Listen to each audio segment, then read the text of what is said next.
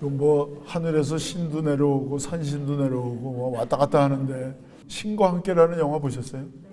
네, 그런 게 사실 현실과 가상세계를 왔다 갔다 하잖아요. 이승과 저승도 왔다 갔다 하고.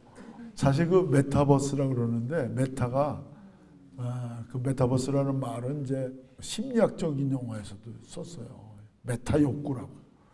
일종의 사람의 꿈과 이상.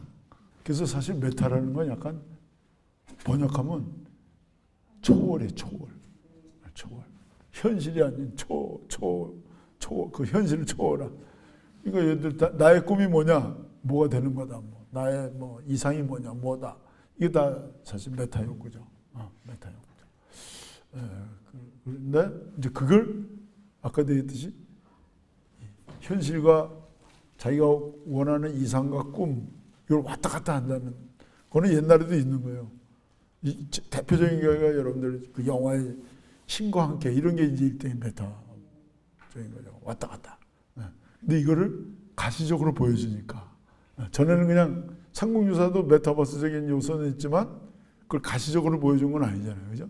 그 이제 활자를 보면 이제 자기가 상상을 해서 왔다 갔다 하는 건데 이거는 상상이 아니라 직접 뭐가 꿈에서 나타나는 것도 왔다 갔다 하고 저승세계도 갔다가 전생도 갔다 갔다. 그게 사실 신과 함께. 그래서 사실 가장 메타버스적인 건 신화예요. 신화고 그다음에 이제 설화. 이렇게 되죠. 그 메타버스를 연구한 사람들 중에 어떤 사람이 재밌는 견해가 있는데 인류상 이 메타버스를 가시적으로 버추얼하게 가장 먼저 표현한 게 뭐라고 생각하세요, 여러분?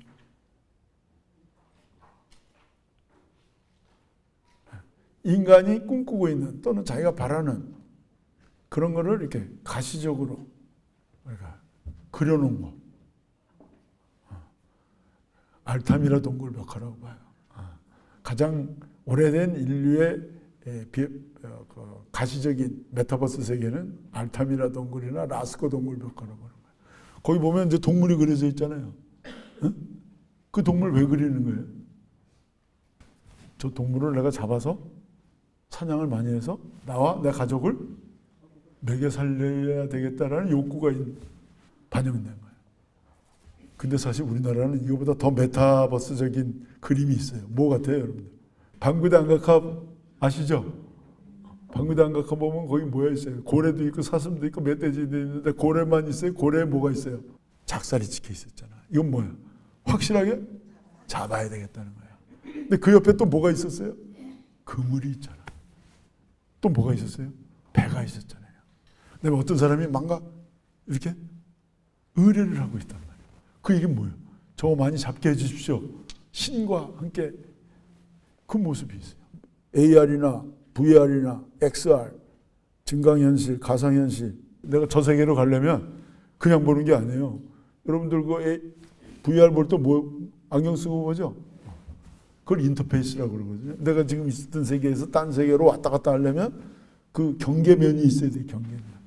근데 이게 사실은 방구대 안각하나 천전지 안각에 있어요.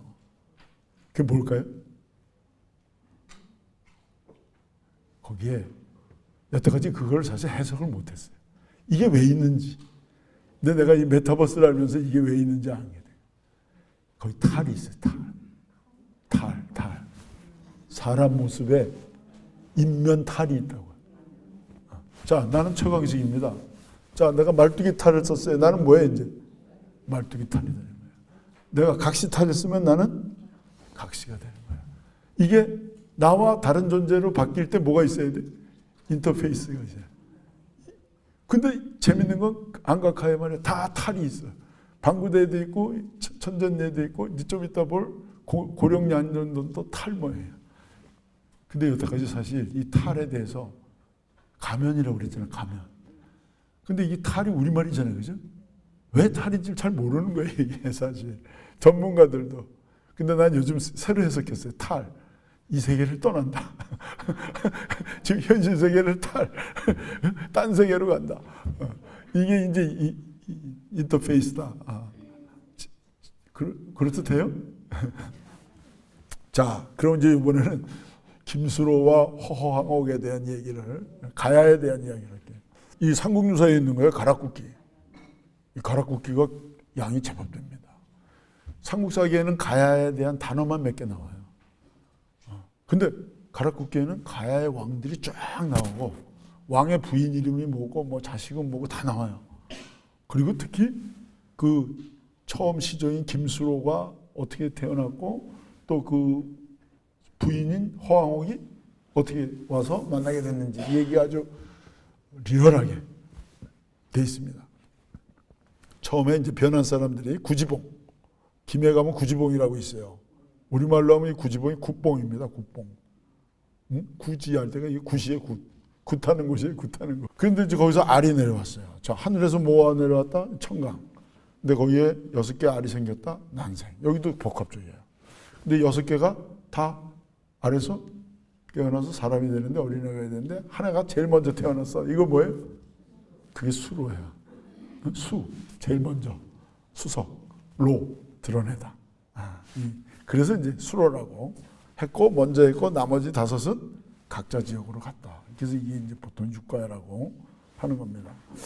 자, 여기까지는 신화적이죠. 근데 그 다음에 이제 어떻게 나오냐면 김수로가 즉위하면서 도읍을 정하고 신다평을 수행하고 신다평이라는 건 논농사를 지냈다는 거예요. 그럼 그 이전에는 논농사가 아니라 뭐 한 거예요? 응? 밭농사란 거죠. 밭농사. 이거 재밌잖아요. 수려버릇 제째에서 농사를 했는데 처음에는 벼농사 지은 게 아니에요. 뭐죠? 밭농사란 말이에요. 근데 이제 벼농사, 신답 이게 중요한 거예요. 벼농사. 궁궐을 짓고 관청과 창고를 세웠다. 이게 무슨 조건이에요, 이게? 네? 국가가 형성됐다는. 국왕들이 이제 김수로한테 우리들 중에서 딸과 결혼해라. 근데 수로는 딱 거절합니다. 나는 하늘이 냈기 때문에 배우자도 어디서 데려올 것이다? 하늘이 내려줄 것이다. 그래서 이제 허황호가 오는 거예요. 허황호가 아유타국에서 이제 오는 거죠. 허황옥이 왔을 때 이제 그 김수로가 신하들을 보냅니다. 야, 어디 가면 누가 올 거다. 잘 맞이해 오라. 그래서 신하가 가서 우리 수로 왕께서 오시라고 그랬습니다. 근데 딱 이 허황옥이 내가 누군지를 알고 그냥 따라가느냐 못 간다. 딱 이렇게 한번 뺍니다. 그때 이제 수로가 그 얘기 딱 듣고는 자기가 나와요. 그래서 제3의 장소로 갑니다. 제3의 거기다가 이제 신혼방을 꾸미고 2박 3일을 보내면서 얘기를 합니다. 그랬더니 이제 허황옥이 나는 사실은 아유타국에서 왔습니다. 이렇게 돼. 아유타국이 어디냐면 아유디야예요. 그래서 우리 부모님 꿈에 천신이 나타나서 너 어디로 가면 네 딸의 배필이 어디 있으니까 딸을 보내라. 그래가지고 거기다가 이제 여러 사람들과 함께 왔다. 이제 그 얘기를 해요. 근데 이것도 뭐예요? 저 수로도 뭐 하늘이 내준 거라고 그러지. 또 저 멀리 떨어진 인도의 아유티아 지역에 있는 부모가 그걸 꿈에서 보고 오잖아요. 이거 다 뭐예요? 현실이? 아니죠, 사실은. 아니죠. 자, 그래서 옛날에는 이거를 믿지 않았어요. 이 육가야를 이제 보면, 육가야를 보면 보세요. 육가야가 이제 그 김해에 있는 게 금강가야입니다. 금강가야. 이 금강가야의 위치가 바닷가입니다. 그러니까 어디랑 가까이 하냐? 동쪽으로 가면 어디로 가죠? 일본으로 가죠. 그다음에 이쪽으로 남쪽으로 가면 이게 항구년, 낭낭하고도 연결돼요. 그래서 위지동 이전을 보면 이 변환이 철을 가지고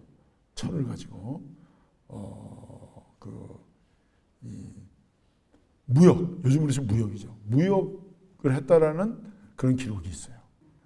이 변화를 이은 가야는 철이 많이 나요. 철이.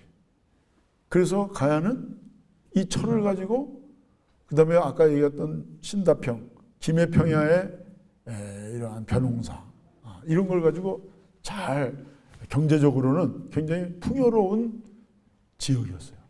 근데 이 풍요로운 지역이 왜 신라한테 멸망당하고 결국 이렇게 빨리 무너지냐? 사실 4세기까지는 가야가 신라보다 유물이 발굴해보면 더 좋아요. 좋은데 이게 5세기부터 이제 바뀌기 시작해. 그게 왜 그렇게 되느냐? 가야는 왜 그랬을까요? 6개로 나눠져 있잖아요. 분열돼 있잖아요. 육가야. 다 하나의 가야지만 뭐예요? 다 뿔뿔이. 네.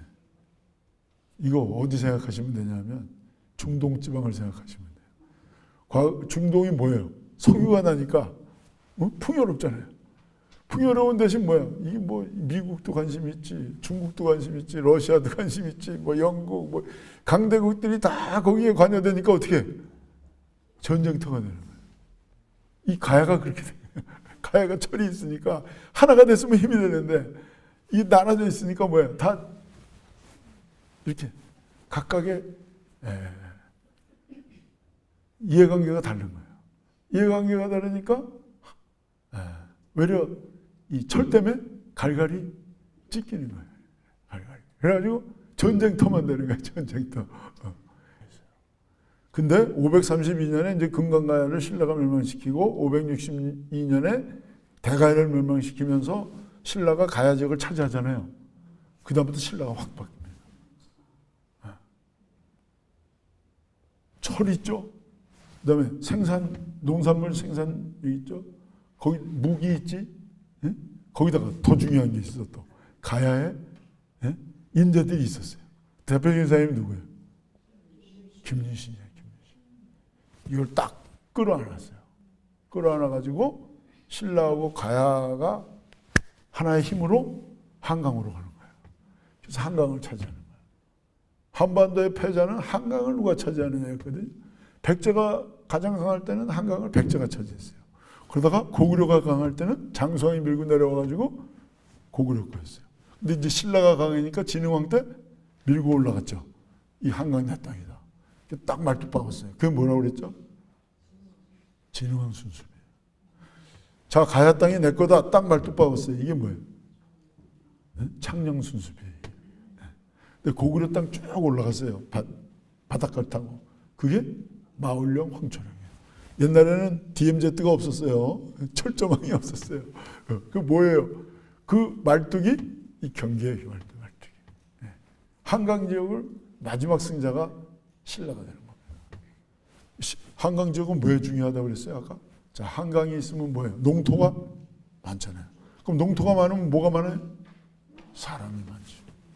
고대 사회는 농토도 중요하지만 뭐가 많아야 돼? 사람이 많아야 돼. 여러분들 자본주의를 영어로 뭐라고 그래요? 자본주의를. 캐피탈리즘이죠. 캐피탈리즘이 원 뜻이 뭔지 아세요? 돈이 자본인데 그 캐피탈이 원래 캐틀에서 온 거예요. 캐틀.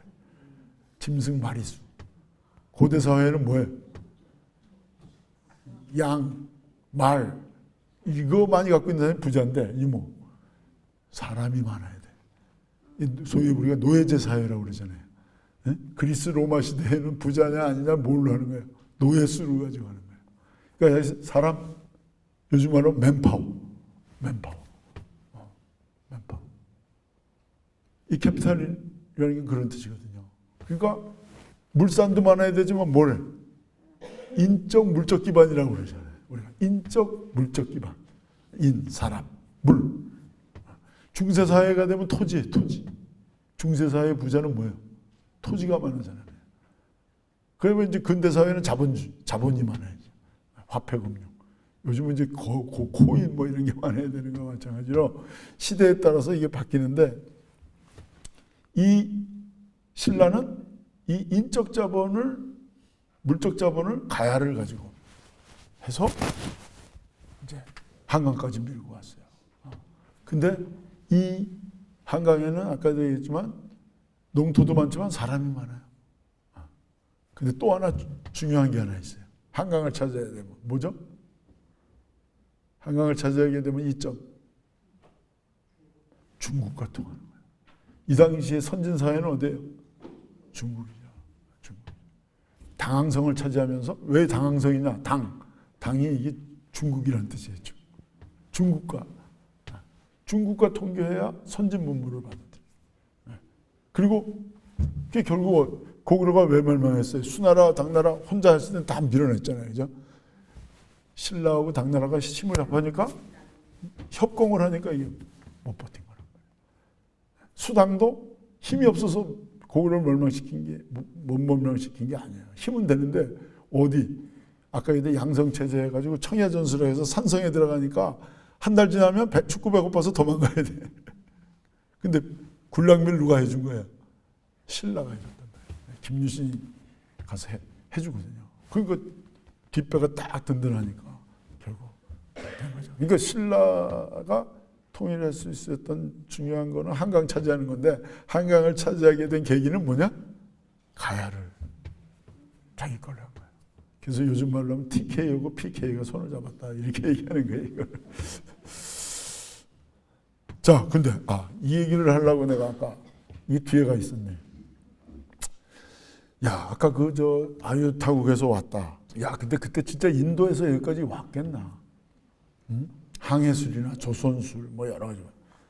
이 70년대까지는 이거 별로 사람들이 신경 안 했어요. 근데 그 김수로 왕릉에 가보면 말이에요.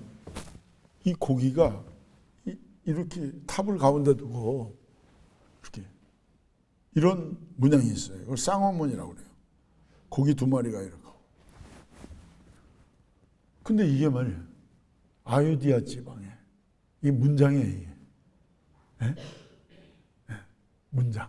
요즘도 아유디아 지방 가보면 애들이 티셔츠 입고 다니는데 요 문장으로 해가지고 요 디자인으로 해서 입고 다닐 정도로 지금도. 근데 더 중요한 거는 저 파사석탑이에요. 이 파사석탑에 이련 스님이 중요한 자료를 남겨놨어요. 이 돌은 이 지역 돌이 아니다. 특히 여기다가 닭 피를 흘리면 어떤 현상이 나타난다. 그걸 삼국유사에 기록에 남겨놨는데 진짜 요거는 우리나라에 나오는 게 아니라 아유디아 지방에 나오는 돌이에요. 여기.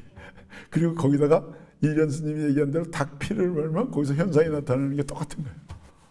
이련 스님은 자기가 실험한 건 아니고 그 얘기 들은 거를 적어놨는데 그러니까 이제부터 어떻게 이 근거가 이제 과학적으로 증명이 됐다 이제 얘기하기 시작해서 이제 신빙성을 갖기 시작한 거죠. 근데 이제 진짜로 인도에서 왔는지에 대해서는 아직도 이제 좀 그렇고 이 아유타국이 망명정부가 있었어요. 태국 지역에. 그게 아닐까. 이제 이렇게도 이제 보는 겁니다. 이거는 이제 그 다음에 이제 사람들이 이게 아주 이제 드라마에도 나오고 해신 드라마에도 나오고 그래가지고 이제 이건 축제하는 거고요. 이제 수로왕릉, 수로왕비릉 있는데 지금은 그래서 수로왕비릉에 가보면 인도 대사관에서 거기다가 비석 세워놓은 게 있고 저 인도의 아유디아 가면 여기 그 김해김씨 종친회에서 가서 또 비 세워놓은 게 있어요. 그래서 이제는 거의 가보면 이거 진짜인가 보다 이제 이렇게 만들었어요. 근데 그건 사람에 따라서 이제 100% 믿는 사람도 있고 0% 아예 안 믿는 사람도 있고 반반인 사람도 있고 이제 그렇죠. 근데 이거야말로 진짜 왔다 갔다 해. 메타버스야. 자, 지금은 이제 금강가야에 대해서 얘기했고요. 가야 중에 또 하나가 대가야가 있어요. 이 대가야의 신화도 재밌어요. 이거는 이제 그 신궁 동주 여지 승남에 있는 자료인데 그 최치원이 쓴 석이정전, 석이라는 건 이제 스님을 석승을 이제 원래 속성이 아니라 이제 석가모니의 집안이다. 그래서 석이정, 뭐 석순음, 이게 석자 들어가면 이제 이거는 스님이구나. 거기 전기에 이런 걸 썼어요. 그 가야산신 정견모주가 천신, 하늘신이죠. 이비가와 감응돼서 대가야 왕인 뇌실주의가 금강국의 왕인 뇌실청의 두 사람을 낳았다. 이런 신화예요. 근데 뇌실주의는 이진아씨 왕의 별칭이고 뇌실청에는 수로왕의 별칭이다. 그래서 대가야의 시조는 가야산신 정견모주가 천신, 하늘로부터 내려온 이비가에 감응돼서 낳았다. 그러니까 아까 얘기한 난생과 청강신화가 연결됐다면 이거는 청강신화와 뭐가 연결된 거죠? 산신과. 근데 이것도 산신은 토착신이라고 그랬죠. 천신은 외래에서 온 사람들을 이제 유의민 집단을 천신이라고 합니다. 자, 근데 이게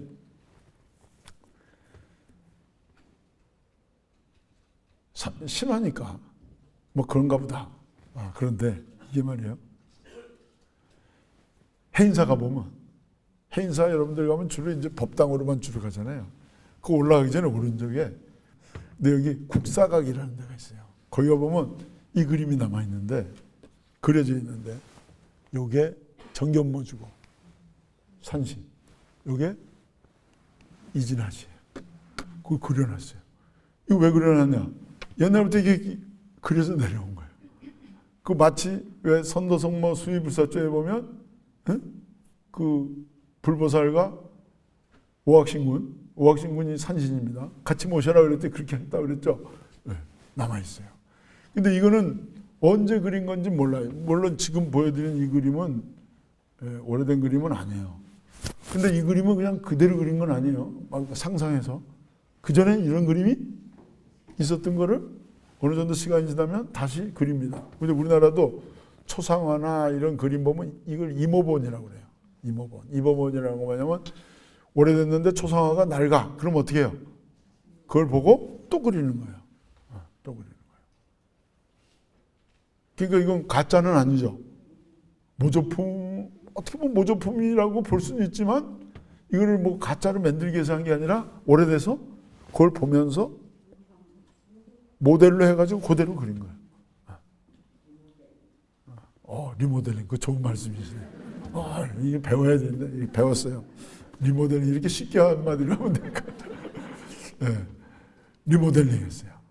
이모본이라고 그래요, 이런 걸. 다른 모본. 이모본. 그게 가짜하고는 또 다른 거예요. 또 레플리카하고도 좀 다른 거예요. 레플리카는 진짜를 가짜, 이렇게 비슷하게 이제 그린 건데, 자, 근데 이거는 언제부터 내려왔는지 알 수가 없어요.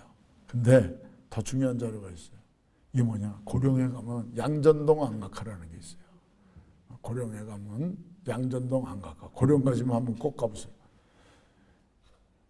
고령 양전동 안각화에 저희 바위에 그림들이 쫙 새겨져 있어요.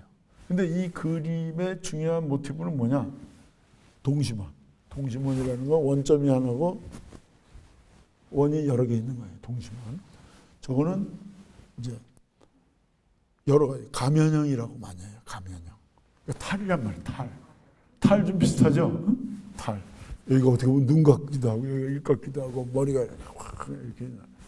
이걸 이제 무슨 가운데 털 빼면 뭐 방패 모양이다 그래서 방패형이라고 하는 사람도 있고 칼 손잡이다 해서 건파형이라고 그러는 사람도 있고 얘기하는데 보통은 이제 가면 같다. 그래서 이 가면이 뭘 상징할까에 대해서 여러 가지 이제 견해가 있는데 이거는 말할 것도 없이 동심원은 뭐를 상징한다고 그랬죠? 동심원은 태양, 해. 그리고 기본적으로는 뭐예요? 천신. 하늘에 태양을 이렇게 그려요. 그래서 천전양각화에 가면 이게 많아요. 왜 그러냐? 박매장각화는 고래, 사슴, 멧돼지, 수렵어로 채취시되고 천전양각화는 이 동심원. 이거는 천신이에요. 태양. 왜? 일조량이 있어야 되니까. 또 하나가 이제 마른 먹걸. 마른 먹걸은 뭐냐? 물이에요. 물. 농사 지려면 특히 벼농사는 햇빛과 물이 있어요. 햇빛과 물이. 이거는 뭐 천신은 말할 것도 없어요. 근데 저게 뭐냐? 이 여러 가지 이제 설이 있었어요. 근데 이게 가면인데 뭔가 신성적인 존재를 표현했을 것이다. 이렇게는 보는 거죠. 근데 아까 좀 전에 봤던 그 최치원의 석이정전에 나타난 정견모주가 천신에 감응돼서 난 게 이진하시다 그랬잖아요. 그렇다면 그 신화와 연결되면 이게 천신이면 저건 뭐로 볼 수 있죠? 산신으로. 저게 산신의 존재가 아닐까. 어떻게 보면 어떻게 보면 탈을 쓴 거죠. 어떻게 보면. 산신탈이다. 쉽게 얘기하면. 산신탈이다.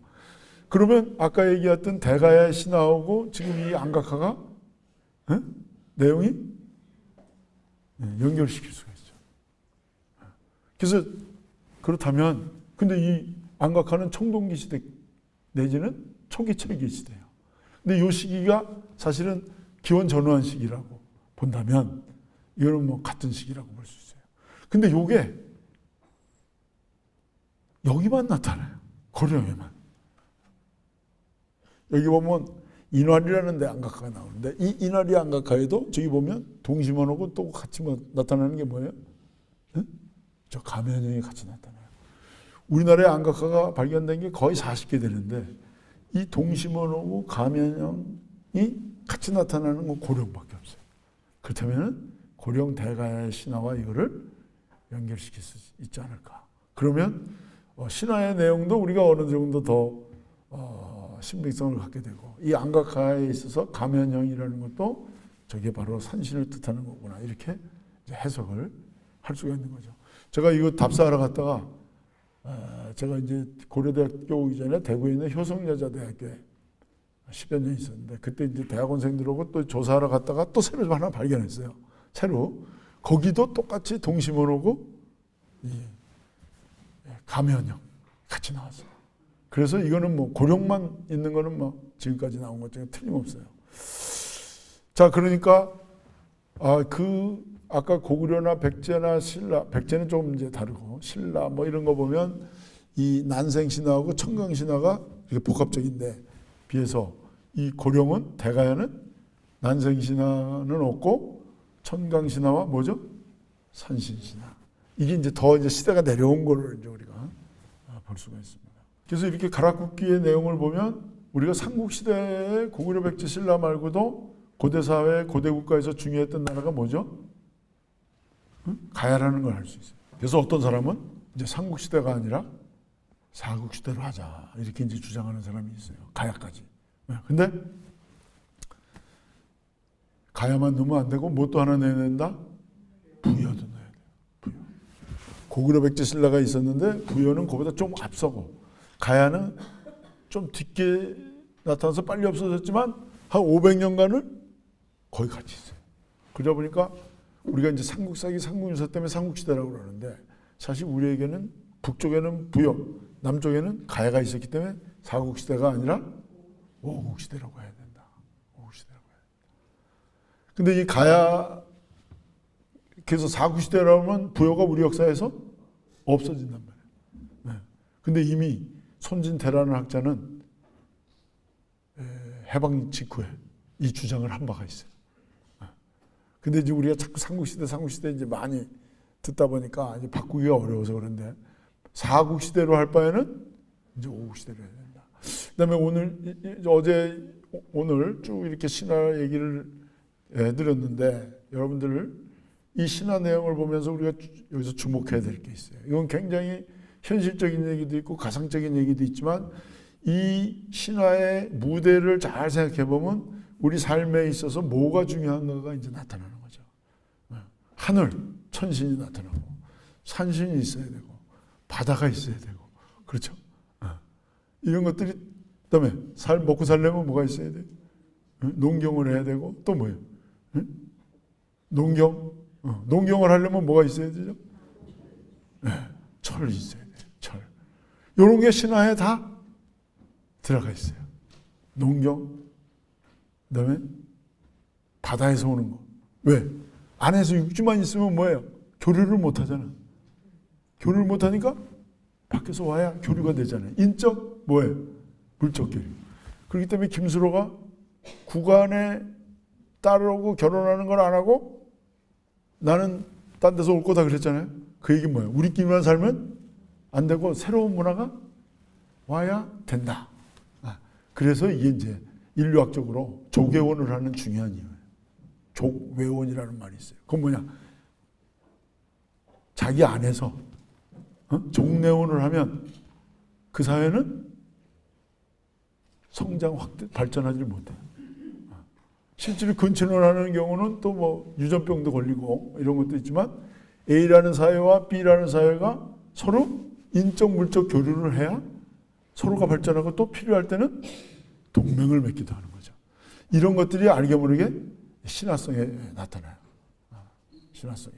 그래서 비류와 원죄 같은 경우도 아까 형제로 나왔지만 사실은 비류와 원조는 신화적으로는 형제로 되어 있지만 어떻게 봐야 되냐? 비류 세력과 원조 세력이 나중에 결합했다. 이렇게 보는 거죠. 근데 하나로 되기 위해서 뭐예요? 신화를 엮으면서 어떻게 형제 관계를 만들어 버려요. 형제 관계. 그래서 신화를 우리가 이해할 때는 이제 굉장히 현실적인 얘기도 있지만 굉장히 이제 가공적인 얘기도 많기 때문에 이걸 현실적으로 역사적으로 해석하는 게 굉장히 중요하다. 자, 마지막으로 이제 문무왕과 신문왕, 문무왕 얘기 이제 소위 말하는 만파식적 설화에 대해서 얘기할 텐데요. 만파식적 설화는 설화예요. 이건 사실 신화가 아닌 것 같은데 제가 집어넣은 이유는 이게 거의 그냥 삼국시대 신라와 다른 통일신라.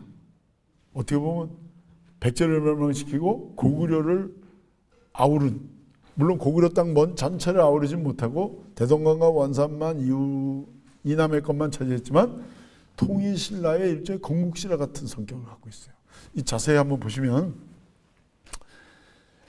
신문왕이 아버지 문무왕을 해서 동해면에 이제 가문사를 지었는데 동해안의 작은 산이 가문사를 향해서 온다. 이게 현실이 아니죠. 산이 막 온다는 게. 그래서 일관한테 점을 쳐버리니까 해령이 된 문무왕과 천신이 된 김유신 장군이 보배를 주려고 그런다. 이렇게 해석을 했어요. 그래서 산의 모습을 보니까 거북이 같고 그 위에 대나무가 있었다. 낮에는 둘로 나뉘고 밤에는 하나가 됐다. 이것도 사실 현실적인 건 아니죠. 굉장히 신화적이에요.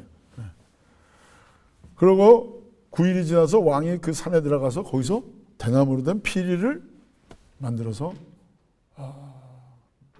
불게 됐다. 나라가 태평해지면 이 피리를 불면 나라가 태평해진다. 이거를 만파식적이라고 그랬다. 근데 이게 신라 중고기의 신라의 3대 보물이 황룡사탑, 황룡사 장육상, 진평왕의 천사옥대인데 이제 통일한 이후에는 신라의 보배는 뭐가 되는 거예요? 만파식적이 되는 거예요. 근데 이게 바로 문무왕 때거든요. 문무왕은 신라 통일하면 여러분들 김유신하고 김춘추를 많이 생각하지만 사실 김춘추는 백제만 멸망시켰고 고구려를 멸망시킨 것까지는 김유신은 거기까지 했어요. 그러나 마지막에 당나라까지 몰아내는 거 한 사람은 누구예요? 문무왕이에요. 문무왕이 진짜 통일의 군주입니다. 근데 문무왕이 무덤을 어디다 만들었어요? 바다. 동해변에 했죠. 동해변. 왜 했을까요? 외적을 물리치기. 왜 외적을 물리치냐? 자, 이제 다 물리쳤어요. 백제 멸망시키고 고구려도 멸망시키고 당나라도 몰아냈어요. 자, 근데 이제 어디가 불안한 거예요? 일본이죠. 지금 우리가 남북이 대치됐으니까 휴전선이 어디 있어요? 응? DMZ 여기 있잖아요. 응? 휴전선이잖아요. 자, 근데 통일이 됐다. 그럼 우리나라는 이제 경계가 어디로 가야 돼요? 어? 저쪽은 압록강 두만강이 가고 이쪽은 일본하고 이제 일본이 지금 독도가 자기 게 아닌 줄 알면서도 계속 저러는 이유는 뭐예요? 나중에 통일이 되면 일본이 자기들이 우위를 가지려면 뭘 가져야 돼? 독도를 차지해야 돼. 독도. 지정학적으로. 울릉도는 얘기할 수 없으니까 독도를 자꾸 얘기하는 거죠. 그리고 또 요즘은 더 뭐야? 이 수중에 무지무지한 무궁무진한 자원들이 있어요. 그래서 이제 자꾸 계속 자기 거라고 하는 이유는 뭐냐면 저래놔야 나중에 국제사법재판소 갔을 때 분쟁 지역이 될 수 있다. 이런 계산이 있는 거죠. 근데 그건 이제 요즘 얘기고 문무왕은 자, 다 물리쳤는데 뒤에 이제 후방에 적이 뭐예요? 일본이란 말이에요. 그러면 근데 이제 전쟁에서 잘 되니까 여러분들 잘 될 것 같죠. 전쟁에서 이제 이기고 나면 그 다음에 무슨 문제가 생겨요? 에? 그 전쟁 때 잘 싸웠던 사람들이 이제 어떻게 해요? 자기들끼리 싸워요. 왜 뭐 갖고 싸워요? 전리품. 자, 대권 잡았다 그러면 잘 될 것 같지. 그러면 뭐예요? 이제 누가 더 자리 차지하기 뭐 이거 한단 말이에요. 전리품. 야, 이거 큰일 났다 말이야. 지금 뭐 이 사람들이 이제 뭐 그래서 내 무덤을 어디다 동해변에 왜? 거기 무덤이 거기 있으면 제사 지내러 1년에 몇 번 가야 돼요? 여러분들 제사 지내러 보통 몇 번 가요? 응? 보통은 4번은 간단 말이야. 네. 계절별로 한 번씩 하거든. 네. 제일도 있지만 뭐. 그러면 어떻게? 다 모이면 왜 여기 왔냐? 일본을 경계하라.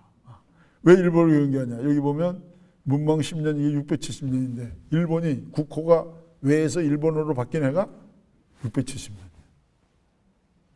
근데 이 왜가 일본어로 되는데 결정적인 중요한 역할을 한 사람들이 누구예요? 백제에서 건너간 사람들이에요. 백제가 멸망할 때 붙잡혀 가서 당나라 간 사람도 있지만 많은 사람들이 기술자, 엘리트, 지식인 이런 사람들, 장인들이 일본으로 왜로 넘어갔어요. 왜? 그래서 왜가 일본으로 발전하는데 결정적인 역할을 하는 사람들이 백제.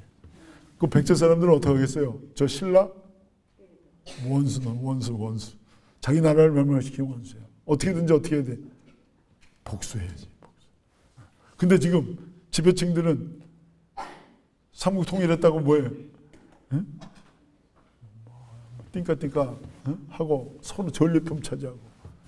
그러니까 야 정신 차려. 원래는 왕이 죽으면 무덤은 다 크게 하는 거 아니에요, 그죠?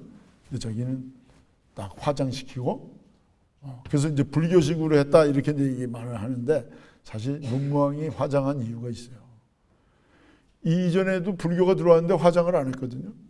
근데 문무왕은 뭘 봤냐? 자, 전쟁이 일어났어요. 장군, 병절, 우리도 죽고 적도 죽고 다 죽었어요. 이 사람들 장례를 어떻게 해야 돼? 다 묻을 수가 없어요. 다 어떻게 했어요? 화장한 거예요. 화장. 나부터 화장하자.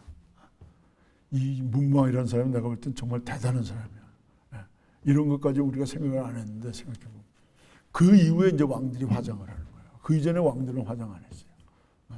그리고 그 분고를 대항해 두면서 그 후손들이 일본에 대해서 경계를 늦추지 말아라. 그렇기 때문에 이 만파식적설화는 아주 의미심장하고 어떻게 보면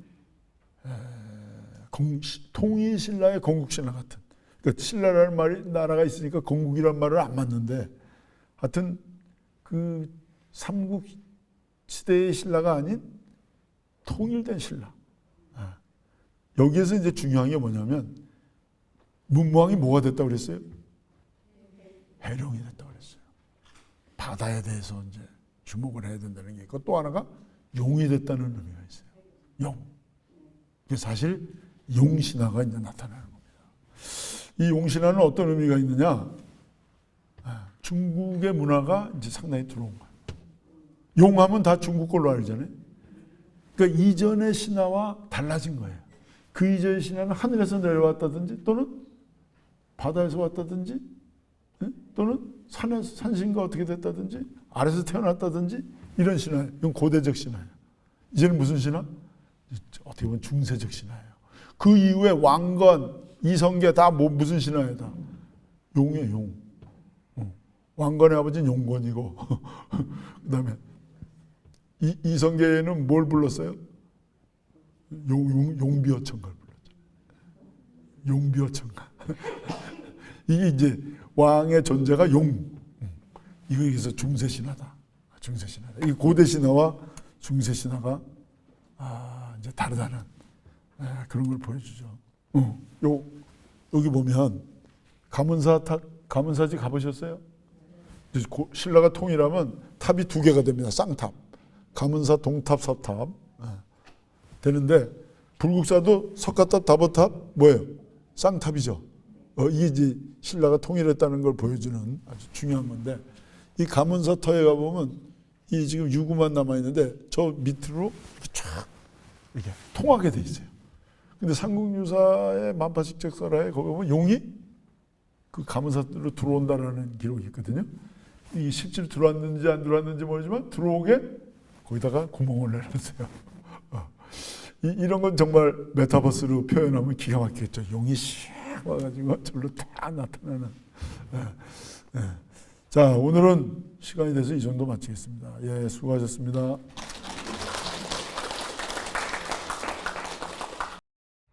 거예요.